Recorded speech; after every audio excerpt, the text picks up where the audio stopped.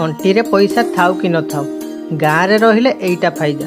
सकाळु सकाळु सबुदिन तटका माछ मांस सांगकु सबुज पनीपरिबाटा भरपूर पाइब। जा हौ बापा दादू मो पाई किछि करंतु कि न करंतु हेले बड्ड गड़िया खंडे मो पाई छाड़ी दे जाइछन्ति। आउ कोन दरकार जीवन ले बुझिले ना भाई।